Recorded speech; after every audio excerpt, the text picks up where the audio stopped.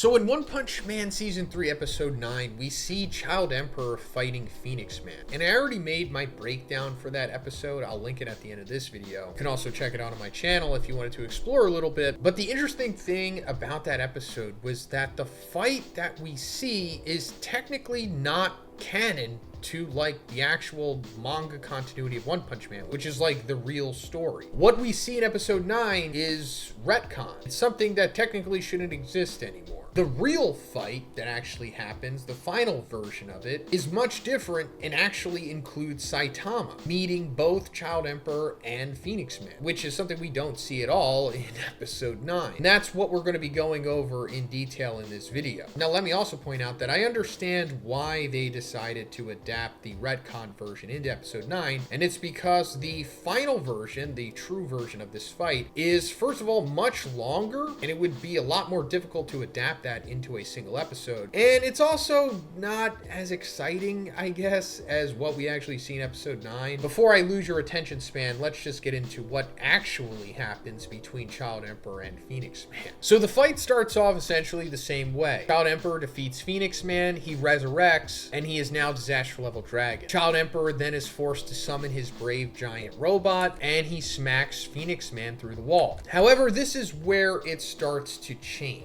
So Child Emperor winds up taking Waganma inside of his protective sphere and puts him in his backpack. Then he gets ready to face Phoenix Man with a sword and shield. However, before an actual fight starts, Phoenix Man sends Child Emperor into what he calls the Phoenix space. This is a mental area that can only be found inside of his costume. They're essentially connected by their minds here. And in this space, Phoenix Man is essentially just trying to convince Child Emperor to join him. He manipulates him in various ways, poking at some of his perceived insecurities, but ultimately trying to get a genuine connection here. Because Phoenix Man could just easily try to attack and kill Child Emperor as he does in the original version, but in this new true version, Phoenix Man is actually trying to make a connection with Child Emperor here. He sees parallels to him through costumes and I guess just being underappreciated in their own respective organizations. He wants Child Emperor to monsterize through Brave Giant and become a monster that way and work together to create their own organization. And for the most part, Child Emperor is able to see through this, but Phoenix Man is slowly chipping away at Child Emperor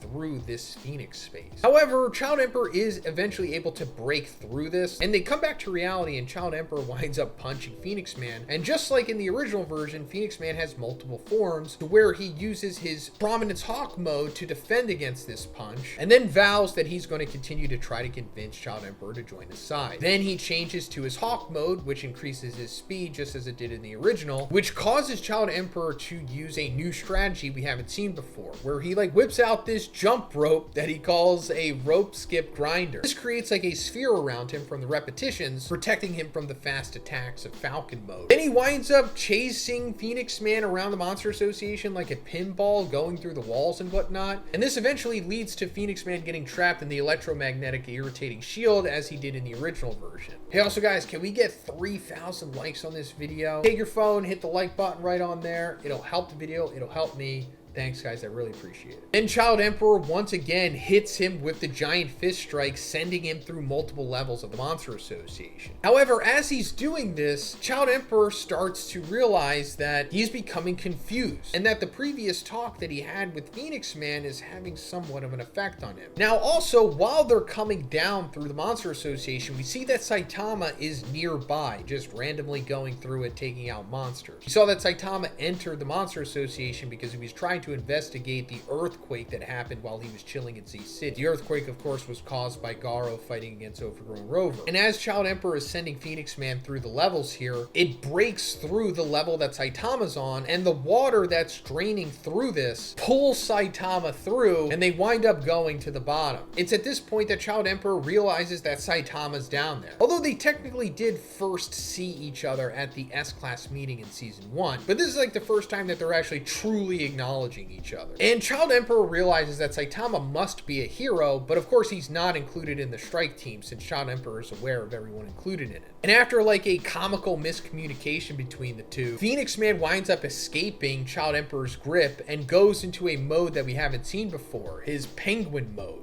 And in this mode, he can like create icebergs, which he throws at Child Emperor. Then we also see the corpses of the Subterraneans down here, just as we did originally. However, the lore on why they're here has changed, and I'll get into that. Child Emperor then releases Waganma from his backpack because he wants Saitama to get in there as well, because, you know, he doesn't know that Saitama is Saitama, of course. And he continues to have a back and forth fight with Phoenix Man until Phoenix Man winds up sending Child Emperor back into the Phoenix space. It's here that he reveals that the Subterraneans have died from infighting. This changes the original lore on their death because it was said that the Monster Association essentially killed them and took over the base from them. But this is more so for Phoenix Man to show him that the Hero Association itself is susceptible to this, because he's planting seeds in Child Emperor that the Hero Association shouldn't be trusted. Because in a big shock, he reveals that the Hero Association is covering up major crimes that they're committing. And he like lays this emotion and maybe even like memories or something to Child Emperor, to where Child Emperor realizes that this isn't just idle talk and that there's some truth behind this. This is setting up a future arc in the series that we're not really going to get into until season 5, but I will talk a little bit about this at the end of the video. Phoenix Man also reveals the updated lore on how he was as a human, and that he actually did enjoy being Bird Brain, and he devoted himself to that character,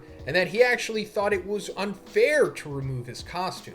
And that's what led to his monsterization. He then compares being a hero to wearing a costume as well. And this is just him further trying to manipulate Child Emperor to joining his side until Saitama suddenly enters the Phoenix space. And if you're confused by this, you're supposed to be, because Saitama is so powerful that he just tangibly brute forced into this mental space, which of course also confuses Phoenix Man. And I recently made a video going over Saitama's power, but this just goes more into how he's so powerful that he bypasses metaphysics and causality and goes onto an ontological level of power, as we're seeing here. Saitama saw them like whispering or something and thought that they were talking about his bald head, but he eventually just tells Phoenix Man that he's wrong in what he's saying and that he should leave Child Emperor alone. And Phoenix Man immediately realizes that Saitama is someone that he shouldn't be messing with, and he just shuts off the Phoenix space. Once they come back to reality, Child Emperor gets a call on the transponder from Zombie Man. It turns out that Zombie Man had run into a reverse engineered robot slash monster kind of that we see was made from the recovered parts of Metal Knight's robot. But when Child Emperor was investigating that, he had uploaded like the schematics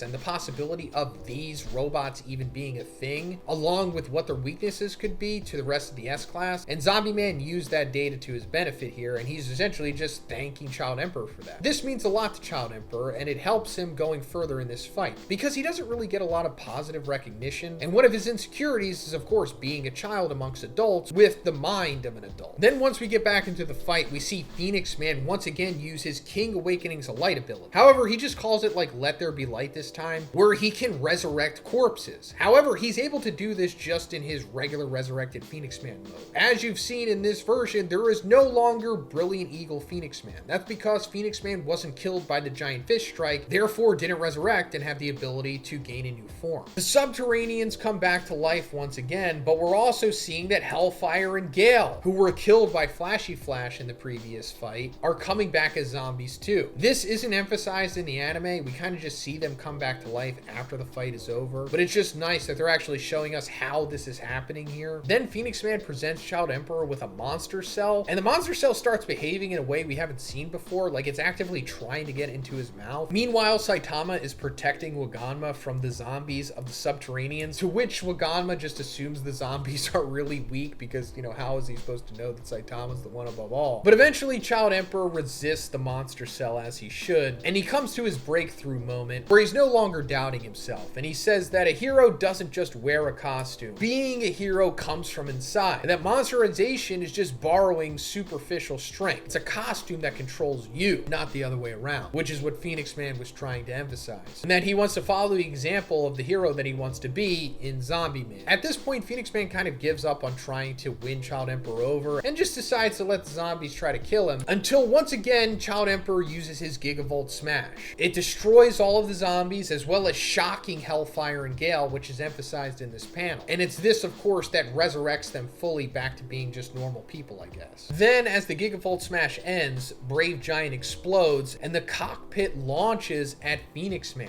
But we also see that Child Emperor is right under it, and it's in this sequence that he's going to put his tickle bug in between the spot of the mouth and face on Phoenix Man, so that it slips inside of the costume. And Phoenix Man is about to go for the kill here against Child Emperor, but in the fraction of a second, Saitama comes and stops Phoenix Man from swiping him. To be honest, I think this sequence is unnecessary. It kind of diminishes Child Emperor's win here, and I just don't know why one decided to have Saitama intervene. Everything else before this was cool, especially with him entering the Phoenix space, but this just, I think, is unnecessary. And speaking of Saitama being here at all, I thought that they originally added this sequence because Saitama just isn't around enough at this part of the story, and I thought they were doing this for the anime. You know, for the casuals to like see Saitama come back, because without him being around, maybe they would have lost interest or been confused or whatever, but considering that they don't even add this to the anime at all, it just seems weird, but it's fine. But after this, Saitama winds up giving Child Emperor his flowers by acknowledging that he is strong on the inside despite being a kid. And this leads to Phoenix Man once again being overcome by the tickle robot. However, this time he refuses to remove the suit, as we saw him rip it off previously. And this causes him to like overload and like kind of explode, but also regress into what is called Chick Man. And his disaster level is below Wolf. This is like the only time we ever see something like this. And Waganma winds up trying to stomp him, but he just scurries away. And if you're wondering like, well, what happened to him? Did he get away? Well, I'll talk about that after this sequence is over, because we're going to have to get into some spoilers. But now that that's all over, Saitama says to Child Emperor that he's pretty cool, and that even if he thinks of himself just as a child, in reality, he's a great hero. And Child Emperor thanks him, but then he realizes who Saitama is. He remembers that he was hanging around Genos at the S-Class meeting, and that he's a B-Class hero. However, him being associated with Genos makes Child Emperor immediately suspicious. And that's because Child Emperor intentionally left Genos out of this strike team because he was suspicious of him, since Metal Knight told him not to trust anyone in the Hero Association. So given that Saitama is here, he's assuming that Genos is in fact a spy of the Monster Association. But before he can reflect on this more, Hellfire and Gale show up because, you know, they were brought back to life, as we talked about. Then they notice Child Emperor, and of course they know that he is an S-Class hero, and they decide that they're going to use him as bait to re-lure Flashy Flash out.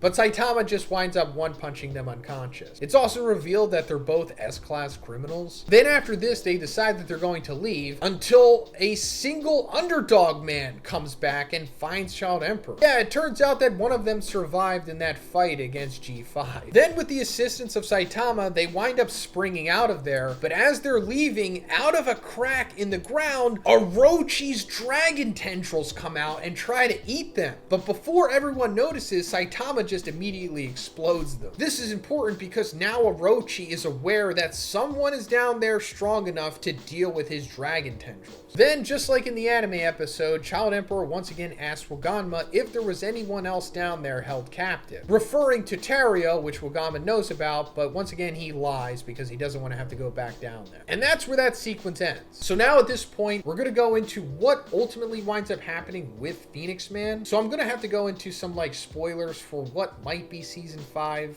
Not really sure, but you know, spoiler warning. So later on, Child Emperor organically discovers that there is some serious corruption going on with the Hero Association. They've essentially been trafficking monsters, selling them to rich people, using them in these gambling rings, and he winds up searching out Phoenix Man, who is still alive, and he's back in like a normal human-sized form, but still in his chick costume, and now he's like a crossing guard. And they wind up meeting for like coffee, and Child Emperor is essentially just confirming that, yeah, what you told me in the Phoenix space about the Hero Association covering up crimes is true. And he wants to know how he knows that. Phoenix Man also in this sequence is claiming that he's reformed now and that he enjoys his new life of being like this mascot crossing guard, although it really remains to be seen like what his true motive is. Also, I don't think we ever come back to this sequence, so we don't really know where he got his intel, but we could just assume that some of those monsters that were being trafficked / used in those gambling rings escaped escaped and then told the monsters in the Monster Association about it, possibly. I mean, if that's not how he knows that, then I guess he just got his information from like God, possibly, or something, but that's a story for another time. But anyway, that is the true story of Phoenix Man versus Child Emperor. Let me know what you think about it